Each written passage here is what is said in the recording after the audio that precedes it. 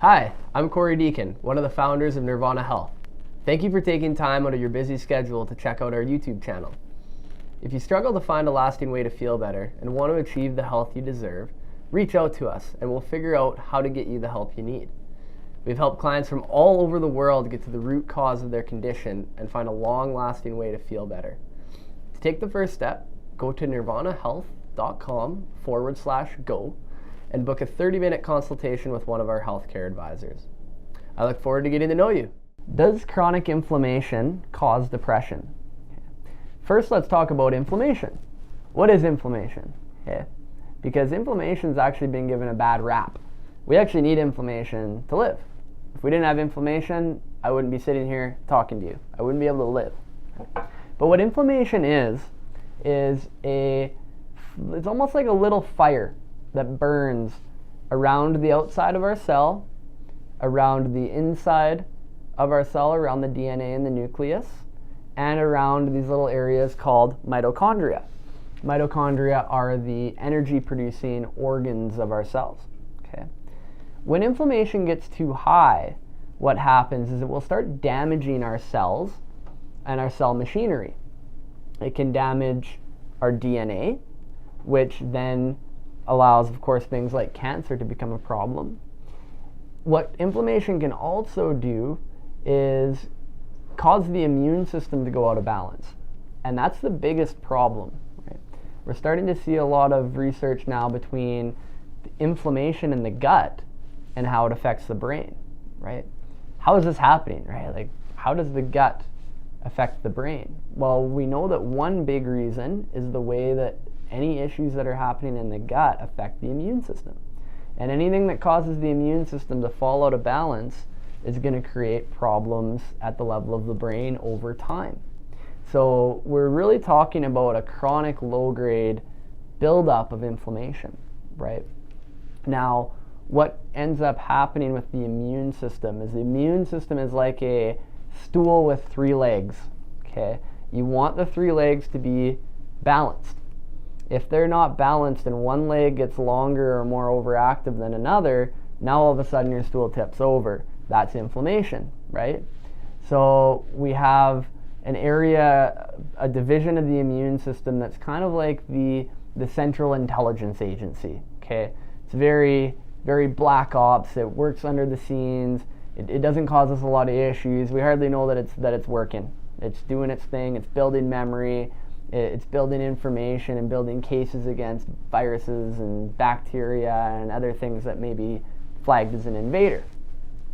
And then we have another division of the immune system that is like the military assault team, right? And all it knows how to do is start things on fire, bomb things, and create devastation. And there's always issues that happen when that type of warfare is mounted. We always get innocents caught in the crossfire, right? And damages that we usually don't intend to happen are happening when we drop bombs on things. And so if that division of the immune system starts overactivating, we get chronic inflammation. And it usually activates slowly over time. So by the time you've had symptoms and you're starting to feel depressed, you've probably had an immune system that's been out of balance for quite some time. So with that, if you're having an immune response, especially at the level of the gut, we see this all the time with gut imbalances, microbe imbalances.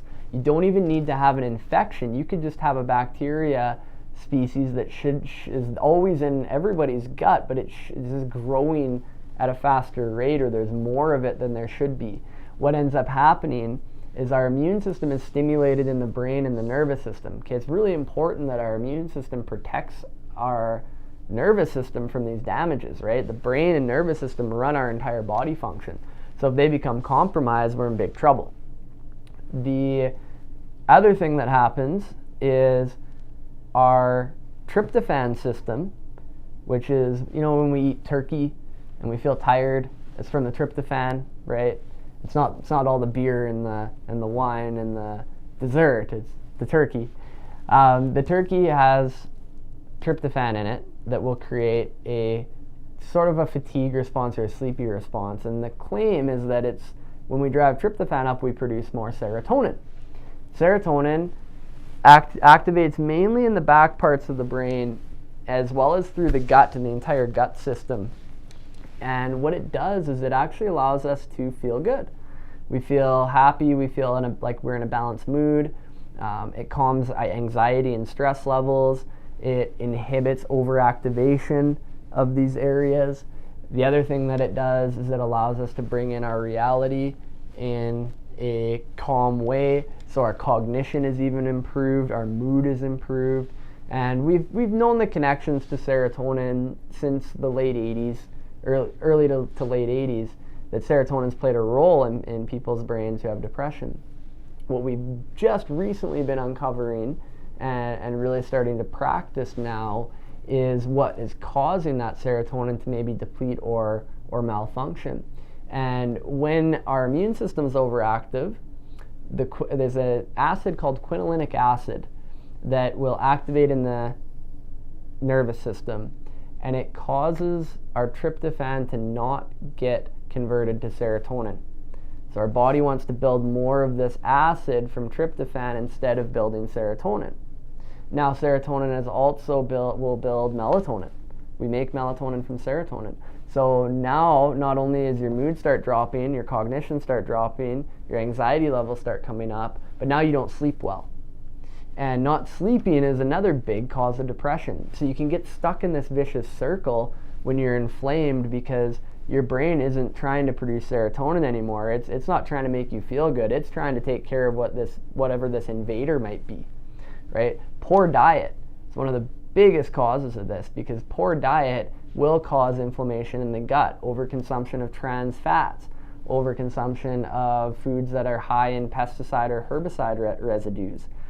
People that don't know that they're gluten intolerant and are eating gluten.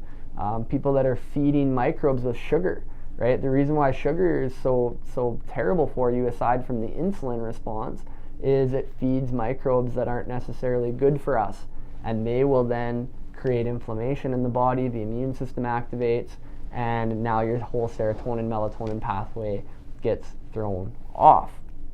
Now the other thing that inflammation does, and I'm going to talk a little bit about this in the next video where I talk about all the subtypes of depression, but it will skew our hormones.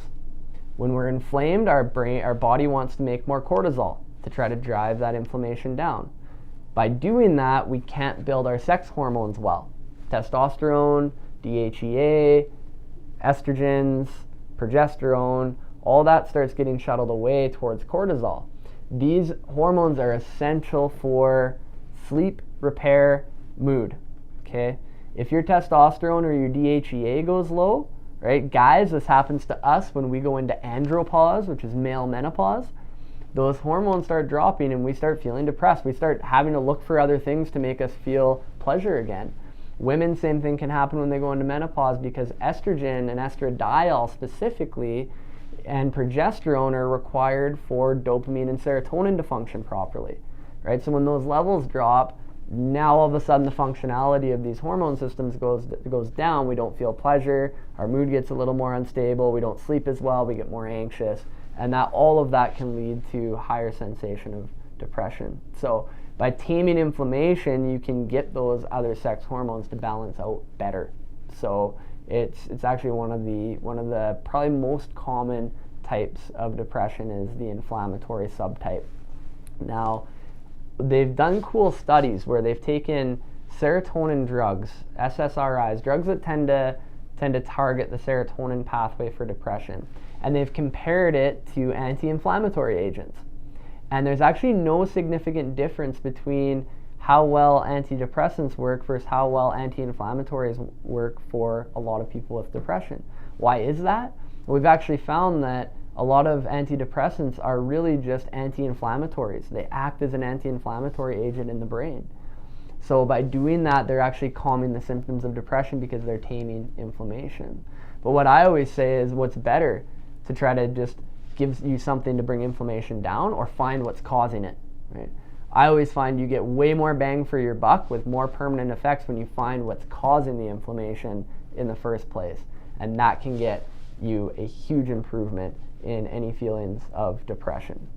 So that's the take on inflammation and how it can create depression. I hope I answered any questions you might have had. Thanks.